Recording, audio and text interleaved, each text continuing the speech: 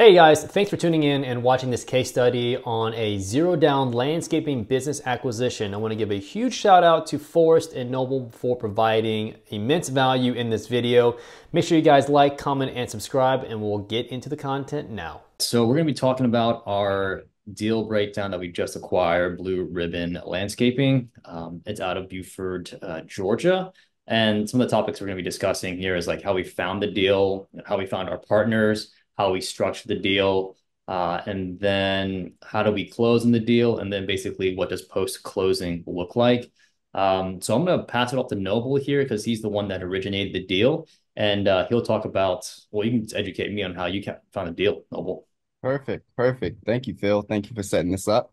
Um, yeah, so, I kind of like to talk about like how I started with this whole thing. In the M&A space, a common piece of advice is to stay in your own lane. And however, this is a concept that initially I kind of struggled with. Um, as my background wasn't corporate, but it's in music. And about 8 years ago, I shifted my focus into real estate. A lot of my focus, I still do music, but I shifted a lot of my focus into real estate. And my original plan was to buy music companies and home service companies.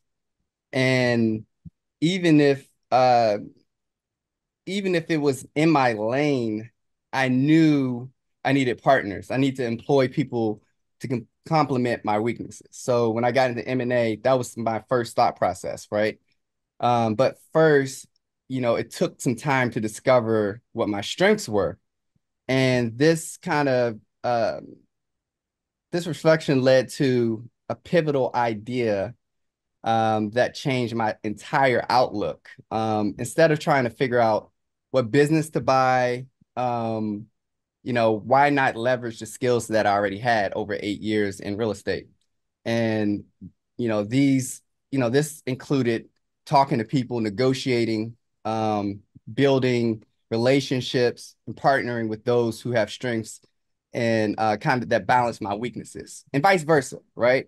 Um, so immediately I started calling business owners and having, already conversed with thousands of homeowners. I applied the same skill sets. And at first it, was pretty challenging. But eventually, I got the hang of it and began to gain some traction. And one of my targets was was an area in Atlanta. It wasn't overly specific, but the type of businesses that I wanted to kind of go after was home service type of companies. And I knew I could find like a potential partner. So, by the way, I use several different software tools to identify these owners. And one of them was a software called Nimbler. And it provided like direct phone numbers and was quite accurate to me. I used a lot of different ones. Zoom Info, I used that. That was pretty good. You know, um, there are a few other ones, Lead Rocks. There are some good ones out there, but that one seemed to just work for me. Like the numbers were pretty accurate. Um, and so, I got a hold of a gentleman who owned a landscaping company in Atlanta, and he was very, very motivated and wanted to retire. And kind of half jokingly said when I called him, he said, "I've been waiting for you. I've been waiting for you to call me." Like he said, "Where have you been all my life?" And in reality, you know, uh, he thought he wouldn't be able to sell and might have to shut the business down eventually. So his company had, been around for about 20 plus years and had a solid customer base and was cash flow positive, right? Um, and so I built very strong rapport with him, and I negotiated a seller finance deal for his business, and that's kind of what we call an annuity deal or annuity type structure. Um, However, I still needed what? A partner. So after reaching out to several investors, I mentioned it to Phil, and that's how we originally connected. And Phil found Forrest, and we're here today. And that's how it all started. So basically you reached out to Jeff as the owner, right? He through a cold call. It What was a I'm cold call. Yep. through a cold call. Okay, and you pulled that list. How'd you pull that list? How'd you end up getting his list? That's a good question. I pretty much so I was kind of going crazy. Like top of the year last year, I was just kind of just pulling lists from different. I was trying to see what was the best data. Yeah. Um, one of my partners in real estate, his name is Max Brutus. He's always big about like getting good data because like data is like super important because otherwise you'll just be wasting your time. And I'm not trying to cold call. Like cold calling, not something I knew that's not something I want to do long term. I just wanted to get into the door. Um, and I knew what my skill set was best was talking to people. Mhm. And so I pulled a list. Um, I don't know exactly what my criteria or my filter was at the time. Um, I believe I wanted to pull businesses that were doing more than 500K in revenue, that had been around for more than 10 years. That's Okay. what my original filters were. Um, and so it wasn't specific to landscaping companies. It was more so specific to home service type businesses. Right. Because I knew I could find a partner if I got the right deal. Yep. But yeah, so that Nimbler was the one that I would say that the data was very good in terms of just like, you call like 10 sellers and you're like, you're getting on the phone with, at the time I felt like it was like 60-70% at the time. Um, Okay. the data is probably not as good as it was for some reason back then, but yeah, that's what I kind of was coming back with. Right. And then once you got a hold of Jeff, how long did you like, because I want to understand like how long the follow-up process was and like, the rapport building, like how long would you say that would be? Like 4 months, 6 months? Yeah, so Jeff and I, so we talked around June of last year, Uh-huh. and originally, that's when he first said, "Hey man, I've been, waiting for you to call me," right? Sure. And I want to say a month in, we'd already negotiated a seller finance deal. Oh, a month in. Okay. Yeah, it was about a Right. month in. So by July, August, we're already like he's like, look, this is what I want. I said, hey, would you be open to somebody just, paying you over time? And he was like, absolutely. He wanted to save on taxes. That was another Okay. thing. But so the relationship still had, we had continued the relationship, and now we're in September. uh Phil and I, we had kind of Yeah. had conversation about finding a partner, and so yeah, so we just kept that conversation going, keeping the Right. conversation fluid. And he told me in the beginning that he actually wanted to sell at the top of the year. Okay. So we had some time. And the thing that I had to realize and have realized, being coming from the real estate world, we'll do a deal, and if the deal can be over in 30 days, like it Yep. can be done. Everything can happen in 30 days. In the business world, it takes more time, right? Yep. It's so it's a process. Um, so yeah, so to answer your question, we had been talking for, a few months, but really the negotiation started about a month in. And so to like piggyback off of that, Forrest, is how me and Noble met was through an event, like through real estate. And I had a bunch of leads that I didn't have time to call or close. And so I was like, hey, Noble, help you talk to these leads. And then Yep. he's like, hey, dude, I actually have a lead like later on the road that I need help dispoing, like finding a partner. And then since we're in the same protege membership or same protege mentorship program, I end up posting that post that you saw, and that was Mhm. his deal. And so what I ended up doing, finding the partner, was basically taking all the information that Noble had that he collected from the seller, putting it on a bulleted point list of here's the seller context, here's the deal context, and making sure that it's like clear and concise. If you have any questions, feel free to reach out. We also have the financials in place. And so And so, no, so you reached out to me, Forrest, in regards to taking a look at that. Like, what was your thought process on analyzing that deal from your perspective? Yeah, so much like Noble, I was also looking for home services, largely in the Atlanta area. And so when I saw that popped up, I actually previously to that had made a list, like a matrix and industry of all the industries that I was interested in. And then I had about nine, I think it's up to 10 now criteria. So I would rate from 1 to 5 for each criteria. Things like, how much can marketing help it, which is where my background is, what's the barrier to entry, how susceptible is the technology, like all these different things, like 10 different criteria. And landscaping actually came out number one. So it's Mm, like landscaping and then like electrical, plumbing, HVAC, roofing, a couple things like that. And so when I saw that, I was like, hey, that's exactly what I'm looking for. We can do a deal here. that's wild. Because it Mm. wasn't it a lower on your numbers, revenue and EBITDA profit margins, or was it kind of in the exact same range? Of what the deal that we were looking at is. Yeah, yeah, top line Yeah, a revenue. little bit on the lower side, but as like the first one that I was doing, I thought it'd be a great starter deal. I kind of compared it like a starter home. It was a no money down deal, 100% seller financing, so it was super low risk. I mean, worst case scenario, we would just hand the keys back to the business, so there wasn't a lot of risk in it. So I was like, hey, this is a perfect one to get started on because if we mess it up, it's low stakes. Whereas it was a Yep. really big one on the first one. If we screw it up, we're going to be in trouble. So it was like a perfect opportunity where ideally it would be a little larger, but it was like the perfect one to step into. Yeah. Yep. And just for everybody else to understand that Forrest is in Pennsylvania. So he's actually in Georgia right now. He drove 10 hours down there.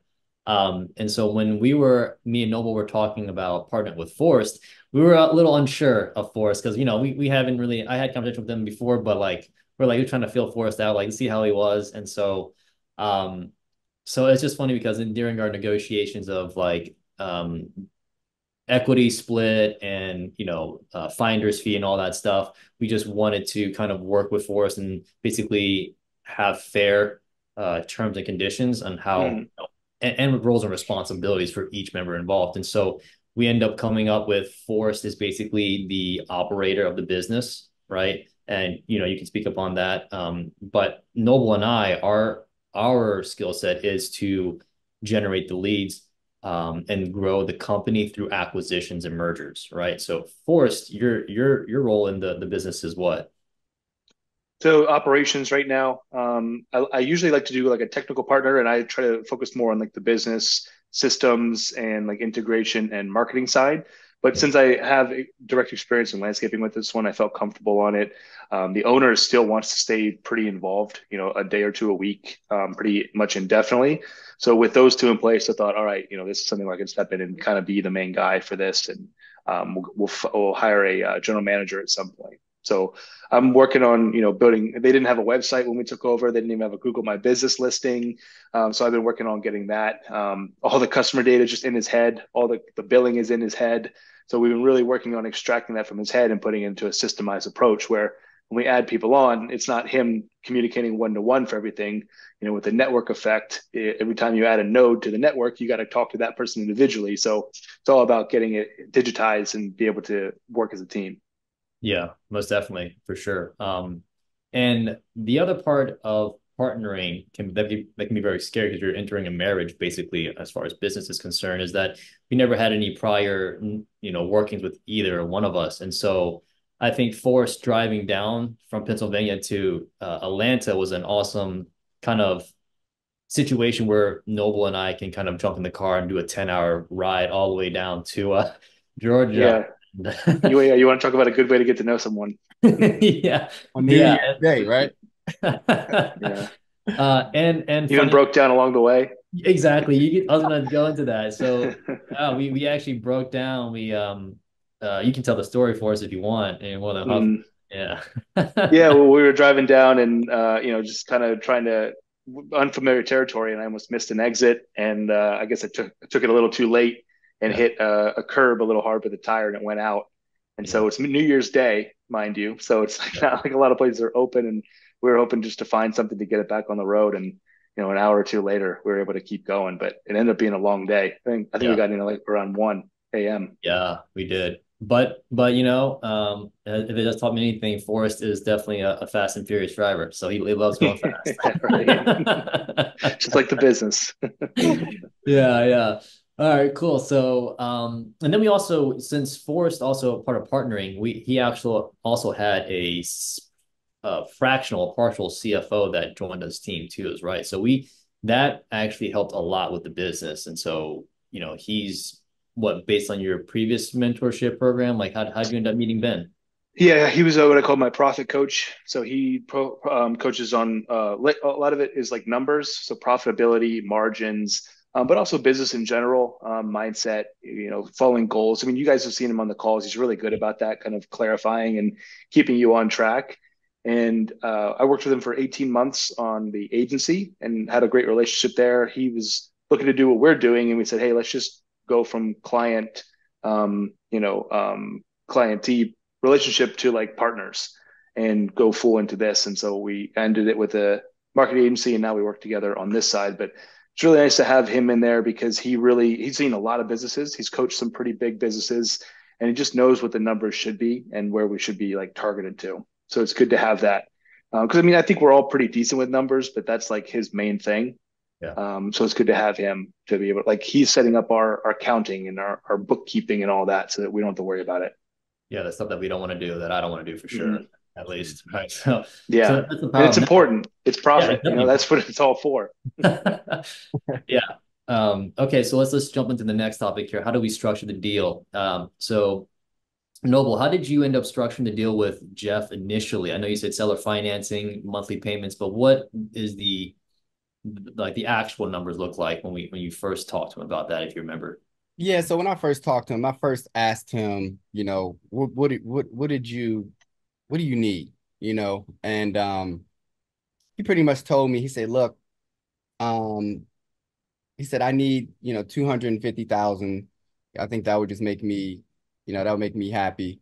Um, and that's when I mentioned, I said, okay, would you be interested in taking that over time and maybe saving some on taxes? And he said, absolutely. And so that's kind of how we started. Mhm. Um, we didn't get too detailed, and I didn't want to get too detailed into the note. And while I'm waiting on a partner, I didn't want to kind of like get too detailed on that. I kind of wanted to see, what made the most sense. So we had that already kind of talked about and kind of verbally agreed upon. That's how we would purchase the company. But we didn't get too detailed. As you remember, Forrest, really the negotiations were like kind of not stale, but they were kind of just like for a while. We just knew we were going to negotiate a seller finance, and we hopped on a call with him, and that's when I was negotiating. Remember, he said, Mhm. "Hey, I want 25,000." I didn't even know what he wanted down, but he said, "Hey, I want 25,000 down," and I kind of guessed that because some of the things he was saying, and so that's when we started negotiating, and eventually came agreed upon 10,000 down. Mhm. Um, Which had a and lot to do with the working capital that we're starting with, because he's a little exactly. short on it. Exactly. And we agreed upon 4,000 a month. The company was doing about 35 in revenue, 35K in revenue, and about 20% profit margins, if I'm correct, right? Somewhere. Yeah. Yeah, about 450 for the year, and then margins he had about 90 or so EBITDA. Right. And maybe Forrest, maybe you can maybe talk about, Yeah. the negotiations. Because one thing I realized, like with this particular structure or with however we negotiated it, it kind of changed over time because we ended up getting to a zero down deal. Yeah, So thanks, if of you can course. talk about that for us. Yeah. Yeah, it was nice because you guys had opened the door to the seller financing, that he was totally open with that. I mean, I've had plenty of conversations where people don't want to do that. And depending on the deal, so sometimes that's a deal breaker, depending on how good of a company is. But for him, it worked out great because you guys had already hashed that out. You pretty much had the 4K a month piece worked out as well. Mhm. So the last thing was the down payment. So we pointed out that, hey, you're a little bit short on working capital for this size of a business. So it's like, we use the analogy of, you don't buy a car with an empty gas tank. So like, hey, you're giving us a quarter tank of gas when we really need to get home and have a full tank of gas. So we were saying, hey, we're going to just chip that off the down payment, or otherwise you come up with the cash. works the same for us, right? Because it's the same amount of money either way. So he ended up coming up with the cash, but then the final piece was he still wanted 10,000 down.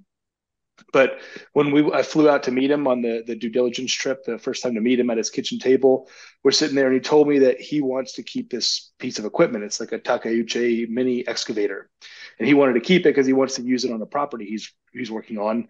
And they only use it, a couple jobs a year. You can rent them out for $500 for the day.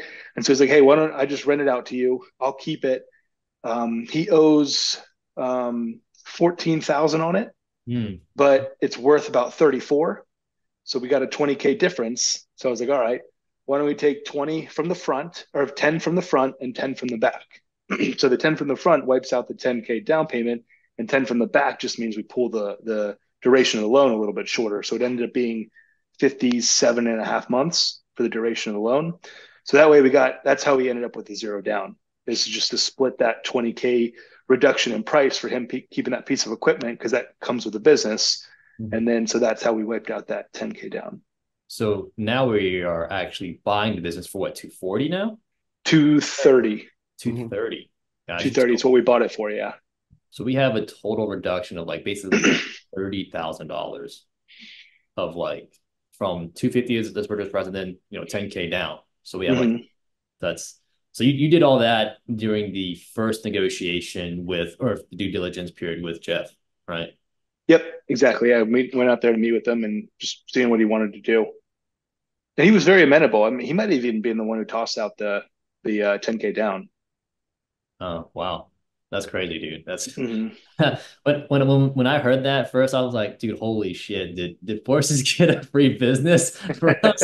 Basically. I was like, oh, totally worth it. Totally worth it, man. And then, okay, so once all the terms were agreed upon between us as buyers and then him as seller, we end up closing this deal kind of in a weird way that I didn't think would be possible. It would be basically a handshake over the kitchen table, right? Which is coming from real estate background. Noble and I are like, where's the attorney? I thought we were going to an attorney office to close. Okay. Yeah, I didn't know that we're going to a church to finalize all the documents, and then going to their house to basically sign the documents without any notary or any other witnesses except for everybody that's on the seller buyer. And so I was just kind of like, I was sitting there, I'm like, holy shit, we're closing? Like, what? Yeah. That's what happens when you don't get a bank involved. Yeah. Right. And then right after, we end up going to the bank to get a new bank account. And then we got our EIN number in the car at Force's car. And then we just went inside the bank to open the bank account. And that's how easy it was to close. So any of you guys want to speak on that? I mean, did you plan that out first? Well, maybe if for Go ahead. I was gonna say, maybe can you talk about what type of structure it was, like in terms of like the way we bought it, like through an asset sale instead? Yeah. So I was a little bit like kind of the same way you guys were, because I've bought a house, and when you do that, it's a much different kind of affair.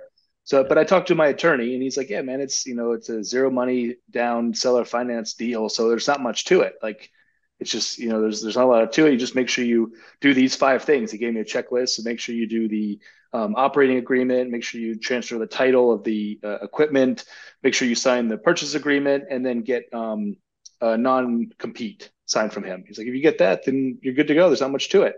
Just because it's him selling it directly to me, there's no third parties involved.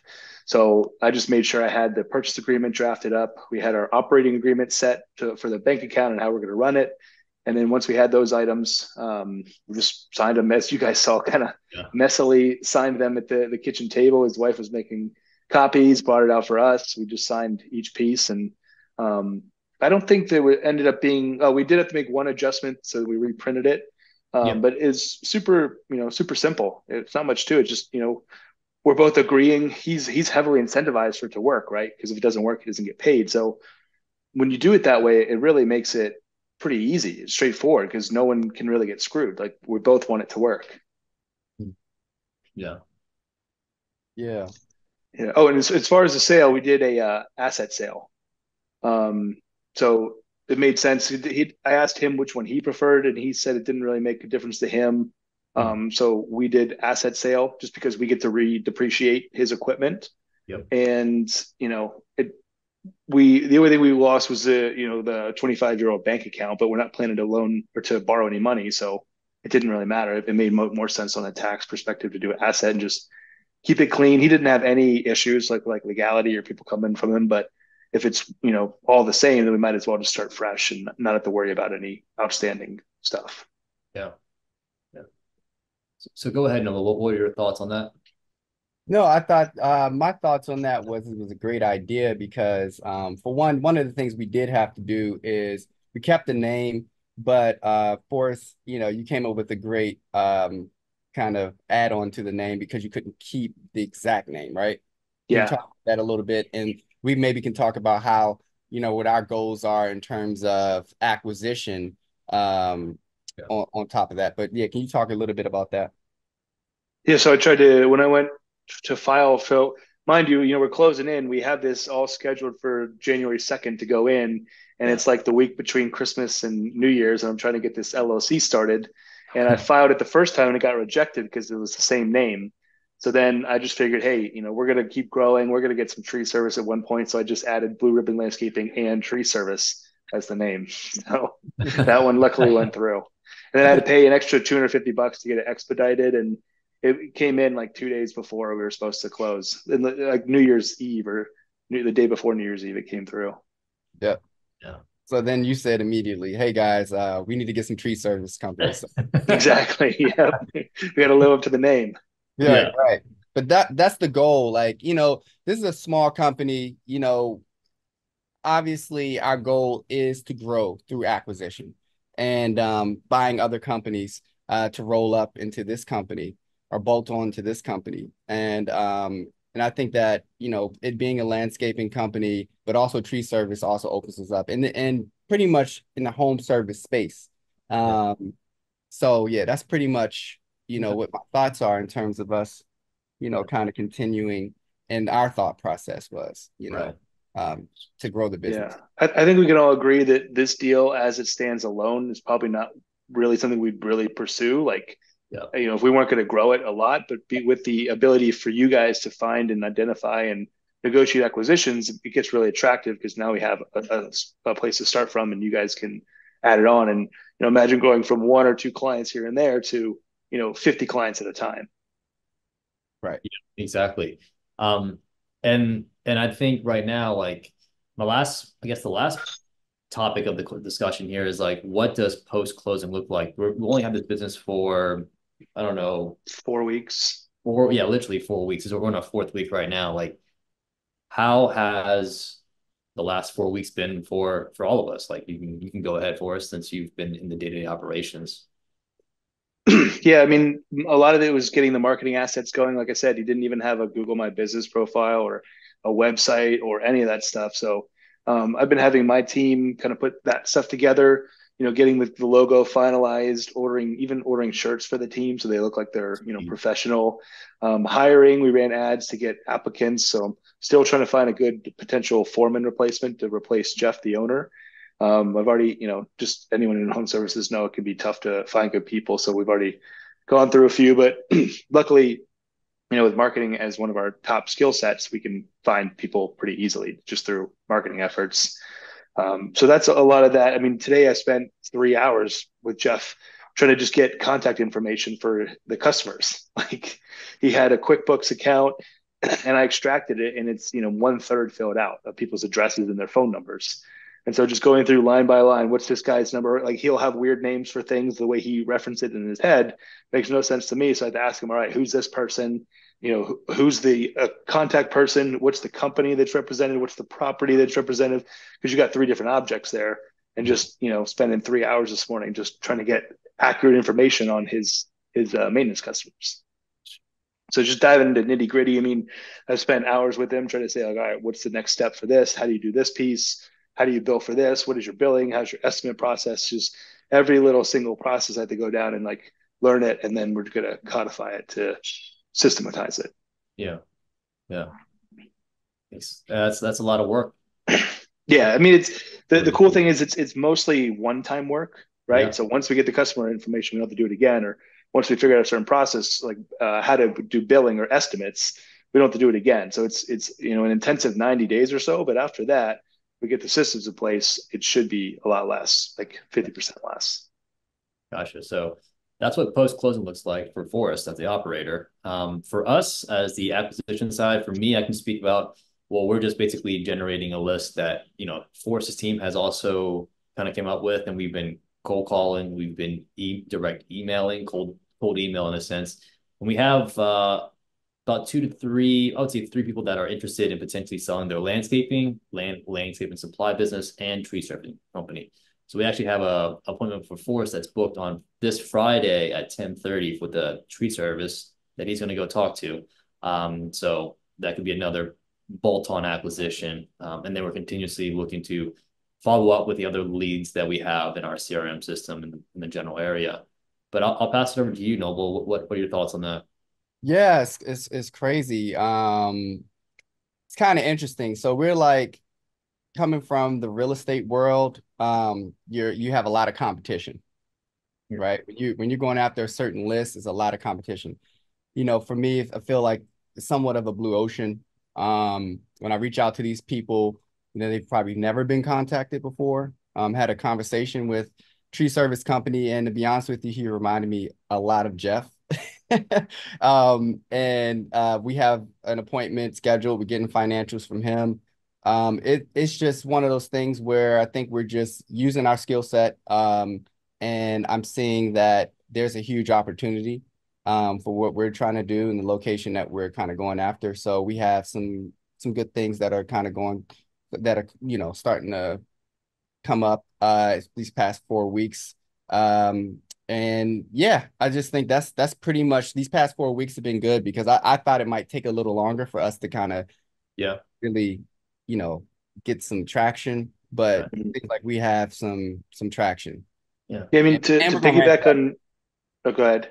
No, I said, and we're going to ramp it up as well. Yeah, to piggyback on your point, Noble, I mean, a lot of these guys, they're usually being asked for money, but we're essentially offering them money, right? That's what I tell Andrew, the guy who works with you. He's an appointment setter for us, and it's like you're calling these people to give them money, which is a totally different conversation. A lot of times they're almost flattered, like, "Wait, you'd buy this thing?" Yeah. And so it's definitely a different kind of conversation. Once you get past the initial distrust piece, then you talk about how you're going to give them money for their business. They kind of perk up.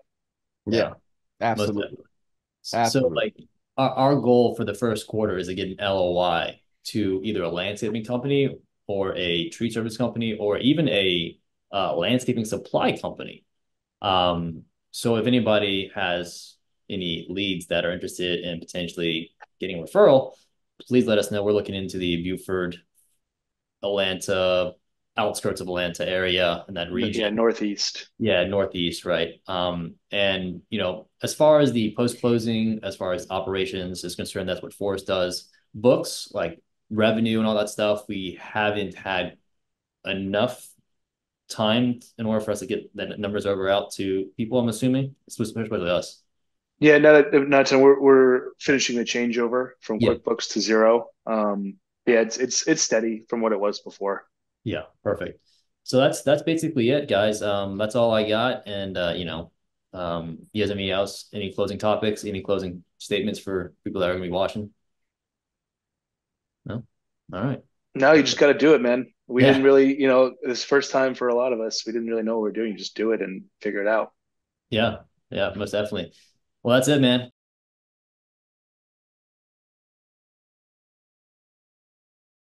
Thank you guys for watching all the way up into the end of this video. It means a tremendous amount to me. I've spent a lot of time, energy, and effort in making these videos and getting things in order. All of our contact information is in the description below. If you have any questions, make sure you post them in the comments so I can answer them. If you guys have any leads, any landscaping, tree services, or landscaping supply companies, feel free to reach out to me. More than happy to talk to you about that. And make sure you guys like, comment, and subscribe. Thank you guys so much. Peace.